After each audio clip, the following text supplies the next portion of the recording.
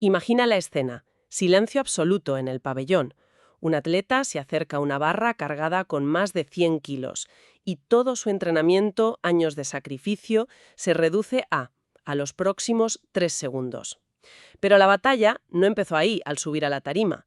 Empezó 30 minutos antes en la zona de calentamiento, con una pregunta que es casi un juego de azar. ¿Con qué peso empezamos? Es el levantamiento de apertura, el opener. Es una de las decisiones más críticas en la halterofilia. Si te pasas, fallas, tu confianza se desploma. Si te quedas corta, pues puede que hayas regalado la medalla antes de empezar. Y aquí la promesa de la tecnología es casi de ciencia ficción, que un pequeño sensor en la barra pueda leer la mente del cuerpo de un atleta y predecir su límite absoluto. Pero, ¿es una promesa real o simple humo tecnológico? Para averiguarlo, hoy vamos a hacer un análisis a fondo de un estudio que intenta responder precisamente a eso. El artículo se titula Evaluando Velocity-Based Approaches for Predicting One Repetition Maximum in the Snatch. O sea, evaluación de enfoques basados en la velocidad para predecir una repetición máxima en la arrancada. Proviene de un equipo de investigadores liderado por Jak-Sun Mao y Zhongwei Chen, con colaboradores de China y de España, y se publicó en una revista de referencia, el Journal of Sports Science and Medicine, en su edición de marzo de 2026. Así que nuestra misión hoy es ver si esta tecnología es la brújula que los entrenadores esperaban o si todavía nos puede llevar por el camino equivocado. Es que el problema que describes es el gran dilema del entrenador. Llevas meses preparando a un atleta, tienes planes, hojas de cálculo, porcentajes, pero todo eso puede saltar por los aires el día de la competición. El atleta puede haber dormido mal, estar más nervioso o simplemente tener un mal día. Y el entrenador tiene que jugar a ser adivino con esa pregunta que has dicho. ¿Cómo te sientes? Que es la pregunta que todos temen, porque la respuesta puede ser genial y luego fallas, o fatal y acabas batiendo tu récord. Es el caos. Exactamente. Es pura subjetividad. Y por eso la ciencia del deporte lleva décadas buscando el santo grial, un dato objetivo que nos diga la verdad. Y en el entrenamiento de fuerza, ese dato es el 1RM, la repetición máxima. El peso máximo que puedes levantar una sola vez. Justo. El 1RM te dice lo fuerte que estás hoy, no ayer ni la semana pasada. Lo que este estudio investiga es si la velocidad a la que mueves la barra puede ser un chivato fiable de ese 1RM del día. La lógica parece sencilla, ¿no? Si levanto 80 kilos muy rápido, es que probablemente puedo con más. Si esos mismos 80 kilos suben con una lentitud agónica, mejor no intento levantar 100. Esa es la premisa fundamental. Hay una relación inversa y muy bien estudiada entre la carga que mueves y la velocidad. A más kilos, menos velocidad. Es física básica.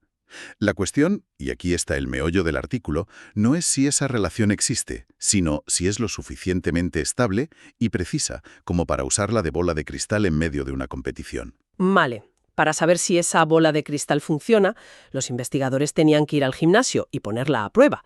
¿Cómo se diseña un experimento así? Me imagino que no vale con cualquiera. Desde luego que no, y este es un punto fuerte del estudio.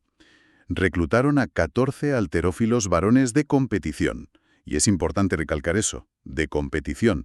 Eran adolescentes, pero con una media de 5 años de experiencia. Ah, o sea que la técnica la tienen muy controlada. Exacto. Es crucial, porque su técnica, en la arrancada, que es el movimiento que estudiaron, es muy consistente. Si la técnica varía mucho, la velocidad también lo hará por otras razones. Y eso contaminaría los datos. Entiendo. Necesitas que la única variable que cambie sea la fuerza del atleta en ese momento. ¿Y qué les hicieron hacer? Pues el protocolo fue muy riguroso. Cada atleta pasó por el laboratorio 2 veces, con una semana de separación para asegurar la recuperación. La idea era usar los datos de la primera sesión para crear un perfil de cada uno, y luego intentar predecir su rendimiento en la segunda. Como si la primera sesión fuera el entrenamiento y la segunda, la competición simulada. Justo. En cada sesión el procedimiento era idéntico. Empezaban con un calentamiento muy controlado. Hacían arrancadas con porcentajes crecientes de su mejor marca, 50%, 70%, 80% y 90%. Y aquí entra la tecnología. En cada levantamiento tenían un transductor de posición lineal enganchado a la barra.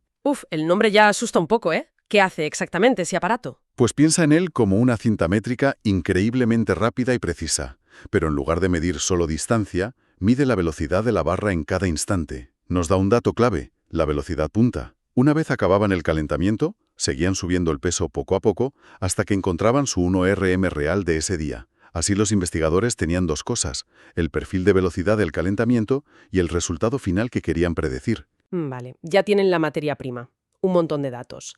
Ahora viene la parte de la magia. Me imagino que no hay una única manera de hacer esa predicción, ¿verdad? No es tan simple como meter un número y ya está. Es una pregunta excelente, porque ahí está la clave del estudio. No se conformaron con un método, probaron varios. Principalmente, los podemos agrupar en dos grandes estrategias. La primera es la que llamaron el método del umbral. Umbral. Suena a que hay una línea que no se puede cruzar. Precisamente, la idea es que para cada atleta tiene que existir una velocidad mínima. Si la barra va más lenta que eso, es físicamente imposible completar el levantamiento. Es como intentar saltar un muro corriendo demasiado despacio. No llegas. Ya. El estudio probó a establecer ese umbral de dos maneras. Una era usando la velocidad exacta que el atleta registró en su URM de la primera sesión, su umbral mínimo de velocidad UMB real. La otra era un umbral óptimo, calculado matemáticamente a partir de todos los levantamientos del calentamiento. Entiendo. Es como decir, sabemos que tu límite de velocidad para el éxito está aquí, así que vamos a calcular qué peso te llevará justo a ese límite hoy. Pero eso me suena un poco rígido, ¿no? Asume que esa velocidad mágica no cambia. Lo es. Y por eso probaron un segundo enfoque, que podríamos llamar el método de la relación individual. Este es más dinámico y en la práctica podría ser más útil. En lugar de depender de un umbral fijo, se basa en el perfil completo del atleta de la sesión anterior. La idea es tomar un único levantamiento del calentamiento del día de la competición, por ejemplo al 80 o 90%, medir su velocidad y usarla para ajustar todo el perfil. Ah, eso es más inteligente. Es como si el sistema se recalibrara en tiempo real. Si hoy mueves el 80% más rápido de lo normal, el sistema asume que toda tu curva de fuerza ha subido y predice un URM más alto. Exactamente. Y aquí es donde vemos el potencial práctico de forma brutal. Piensa en un entrenador en la zona de calentamiento de unos Juegos Olímpicos. Su atleta hace un levantamiento con 140 kilos. El dispositivo le da una velocidad. El software la cruza con el perfil histórico y le dice, ojo, hoy su proyección de 1RM no son los 175 que teníais planeados, sino 172,5. O al revés, convierte una sensación en un dato accionable. Podría ser la diferencia entre asegurar un intento o cometer un error fatal. La verdad es que, explicado así, suena revolucionario. Un asesor de datos en el bolsillo en el momento de máxima presión. Pero la teoría siempre es bonita. La pregunta del millón es, cuando compararon las predicciones con la realidad, ¿acertaron? Bien, aquí es donde la historia se pone interesante y nos alejamos de los titulares fáciles. Si miramos los números por encima, la respuesta es sí, funcionó bastante bien.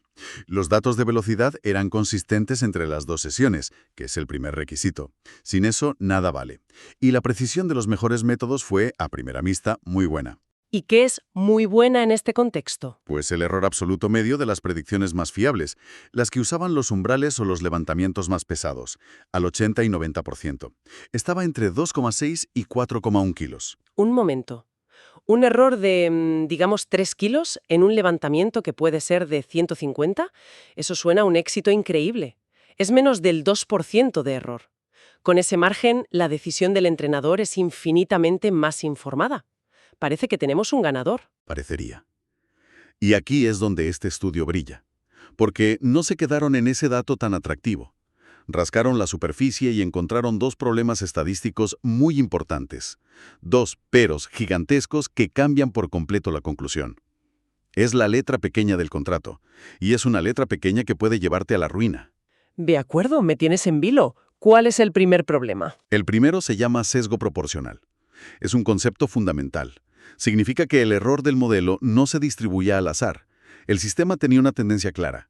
Sobreestimaba la capacidad de los atletas más fuertes del grupo y al mismo tiempo subestimaba la de los menos fuertes. Espera, ¿me estás diciendo que la herramienta le decía al atleta más fuerte que podía levantar más de lo que realmente podía y al menos fuerte le decía que podía menos? Exactamente. Y las implicaciones de eso son devastadoras. Para un atleta de élite, una sobreestimación de 2 o 3 kilos no es un error pequeño, es la diferencia entre un levantamiento válido y un fallo. Un sistema que sistemáticamente empuja a tus mejores atletas hacia el fracaso es un sistema peligroso. Castiga la excelencia. Es un fallo de diseño garrafal. Es como un GPS que cuanto más rápido conduces, más te desvía. Y el segundo problema. El segundo tiene un nombre que asusta, heterosedasticidad, pero la idea es muy simple. Significa que la magnitud del error no era constante para todos. El error de la predicción tendía a aumentar a medida que aumentaba el nivel del atleta. En otras palabras, la herramienta era menos fiable precisamente para los atletas de élite, para aquellos en los que cada kilo cuenta para ganar una medalla. Vaya. Así que, resumiendo, tenemos una herramienta que parece muy precisa, pero que cuando la analizas resulta que es injusta con los mejores y menos fiable cuanto más bueno eres. Con esos fallos, la pregunta es obvia. ¿Sirve para algo o es mejor guardarla en un cajón? Esa es la pregunta que los autores se hacen, y su conclusión es muy matizada y sensata. No, no es la solución mágica que va a reemplazar a un entrenador. Quien piense eso, se equivoca. Pero tampoco es inútil. La clave es entenderla no como un oráculo, sino como una variable complementaria. ¿Un dato más en el salpicadero, por así decirlo? Exacto. Es una pieza más de información objetiva que se suma a la ecuación. El entrenador sigue observando la técnica, la fluidez. El atleta sigue comunicando sus sensaciones. Y la velocidad de la barra se convierte en un tercer punto de vista, uno numérico. Puede servir para confirmar una sospecha o para sembrar una duda razonable. ¿Puedes poner un ejemplo práctico de cómo se integraría eso? Claro. Imagina que el plan es abrir con 150 kilos. El atleta calienta y dice que se siente raro, no sabe si bien o mal. El entrenador ve que la técnica es correcta, pero quizá no tan explosiva. Están en un mar de dudas. ¿Mantenemos los 150 o bajamos a 147,5 por seguridad? En ese momento, miran los datos de velocidad y ven que, objetivamente, la barra se ha movido un 5% más lenta de lo habitual. Ese dato puede ser el empujón final para tomar la decisión conservadora. No dicta la decisión, pero ayuda a tomarla con más confianza. O sea, el futuro no es una batalla entre la intuición del entrenador y los datos de la máquina. Para nada. El futuro, y esto aplica a casi todos los ámbitos, está en la simbiosis. La pregunta no es si elegimos al humano o a la máquina, sino cómo creamos un sistema donde la tecnología informa al experto para que éste tome una mejor decisión. El juicio y la experiencia deben estar en el centro. Lo que me fascina de todo esto es que nos da una lección de humildad sobre la tecnología. Empezamos con una promesa enorme, unos datos que parecen espectaculares y al final la realidad es mucho más compleja. La herramienta es útil, pero solo si conoce sus imperfecciones. Es un consejero de confianza, pero desde luego no un jefe autoritario. Y esto me lleva a pensar en por qué existen esas imperfecciones, ese sesgo y esa menor fiabilidad en la élite. Y creo que la respuesta está en la propia simplicidad del dato que medimos. ¿A qué te refieres? Medimos la velocidad, parece bastante directo. Sí, pero solo la velocidad vertical, arriba y abajo. Y el éxito en una arrancada, como mencionan de pasada los autores, es un fenómeno tridimensional de una complejidad brutal. No solo importa cómo de rápido sube la barra, sino su trayectoria horizontal, si se aleja o se acerca al cuerpo. Importa la velocidad a la que el atleta se mete debajo de la barra, la altura a la que la recibe. Son docenas de variables. Claro, y para un atleta de élite, que ya está en el límite de la fuerza, la diferencia entre el éxito y el fracaso no está en mover la barra más rápido, sino en ejecutar esa sinfonía de movimientos con perfección milimétrica. Ahí has dado en el clavo. Quizás el problema es que estamos intentando predecir un resultado muy complejo con una variable demasiado simple. La velocidad vertical se queda corta, especialmente en los niveles más altos, porque no captura toda esa riqueza técnica. Y esto nos lleva a la reflexión final, la que abre la puerta al futuro. Que el verdadero avance no está en un algoritmo más refinado para esta única variable. Posiblemente no.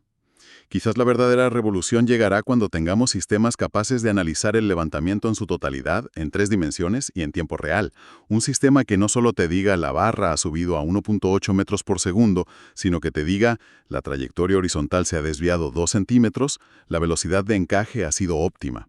Una predicción verdaderamente holística, basada en la técnica completa. Esa podría ser la herramienta que de verdad cambie las reglas del juego. Una visión fascinante. Pasamos de una simple medición de velocidad a un análisis biomecánico completo en tiempo real. Desde luego nos deja mucho en lo que pensar. Para quienes sientan curiosidad por la metodología y quieran sumergirse en los datos de primera mano, la lectura del artículo original es más que recomendable. Lo recordamos. Se titula Evaluating Velocity-Based Approaches for Predicting One Repetition Maximum in the Snatch y lo encontrarán publicado en el Journal of Sports Science and Medicine. Y para no perderse futuros análisis a fondo como este, que buscan ir más allá de los titulares y encontrar la letra pequeña, les invitamos a seguir el canal y activar las notificaciones. Gracias por acompañarnos en esta inmersión.